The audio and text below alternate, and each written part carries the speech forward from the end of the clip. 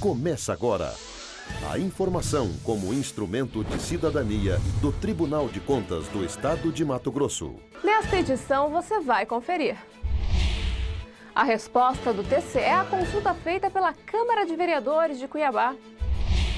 O recurso feito pela Prefeitura de Santo Antônio do Leste também foi julgado pelos conselheiros. E ainda confira como foi o módulo da capacitação permanente de conselheiros. É o TCE Notícias desta quinta-feira, dia 31 de maio, que está no ar.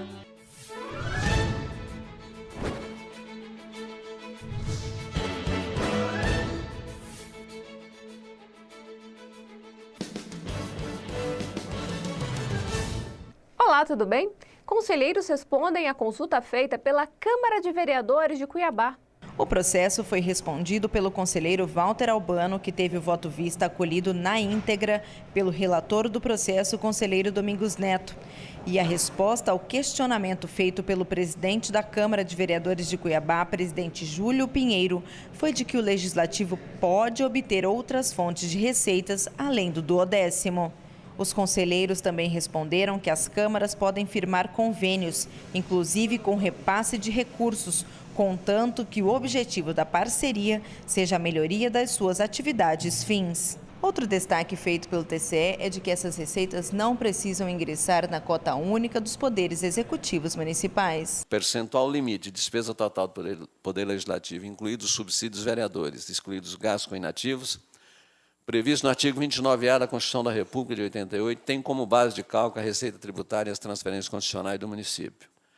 Já o percentual limite de despesas com folha de pagamento, incluído o gasto com subsídio de seus vereadores, previsto no parágrafo 1º do mesmo artigo, é calculado sobre o total de receitas do Poder Legislativo. Os conselheiros também reforçaram que essas receitas devem ser somadas ao 10º para fins de total de despesas e despesas com folha de pagamento. Recurso feito pelo Poder Executivo de Santo Antônio do Leste recebe provimento parcial dos conselheiros do TCE.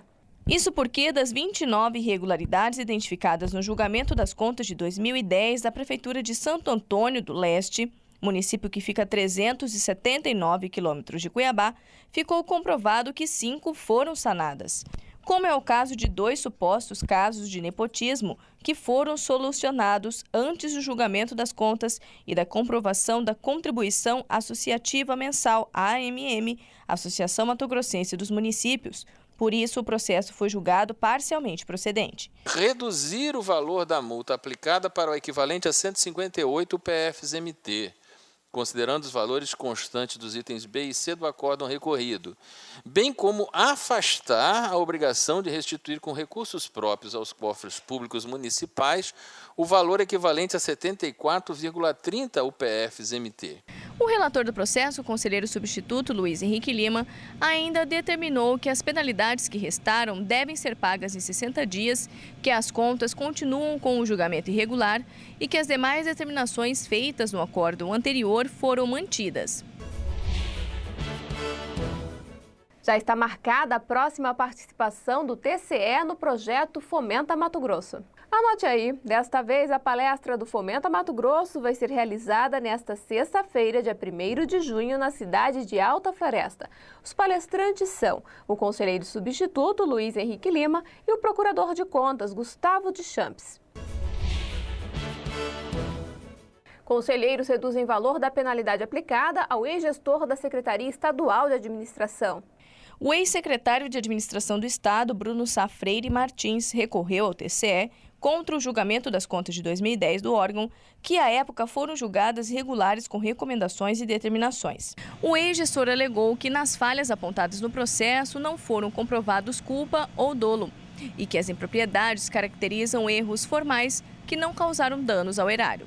Argumento parcialmente aceito pelo relator do processo, o conselheiro Walter Albano, que votou por reduzir a multa de 98 unidades padrão fiscal para 35, assim como a determinação de devolução. O interessado comprova que a declaração de bens foi apresentada na oportunidade de sua defesa e que os pagamentos das referidas certidões não ocorreram em sua gestão. Logo, acolho os argumentos apresentados, devendo ser afastadas as irregularidades 27.2 e 32, e, por consequência, as multas de 11 e 2 UPFs. O relator ainda determinou à atual secretaria que aprimore as ferramentas gerenciais, buscando a eficácia do controle interno e a maior observância à lei de licitações. Os demais itens do acórdão anterior não sofreram alterações. Conselheiros e procuradores de contas participam de mais um módulo da capacitação permanente. O artigo 42 da Lei de Responsabilidade Fiscal foi o tema do 13º módulo do curso de capacitação permanente. A aula foi ministrada pelo professor César Santolin, mestre e doutor em Direito. O palestrante destacou os principais pontos do artigo que trata sobre as obrigações de final de mandato e também sobre restos a pagar. Há questões hermenêuticas que envolvem a definição do que seja obrigação de despesa, do que sejam disponibilidades de caixa, de qual o comportamento que deve ser adotado em relação aos contratos de execução continuada e outras questões menores, todas elas suscitando questionamentos da doutrina e que serão apresentados por ocasião da aula de hoje. Conselheiros, conselheiros substitutos e procuradores de contas participaram da aula. Segundo o presidente do TCE mato-grossense, José Carlos Novelli, aprofundar nesse assunto em ano eleitoral pode garantir mais assertividade durante o julgamento dos processos. Ele visa preservar a responsabilidade fiscal do gestor para que não prejudique gestões futuras e nem deixe o município em situação deficitária. Nós ficamos por aqui. Esta edição já está disponível no portal tce.mt.gov.br. Acesse e confira. Nos vemos amanhã neste mesmo horário. Até lá!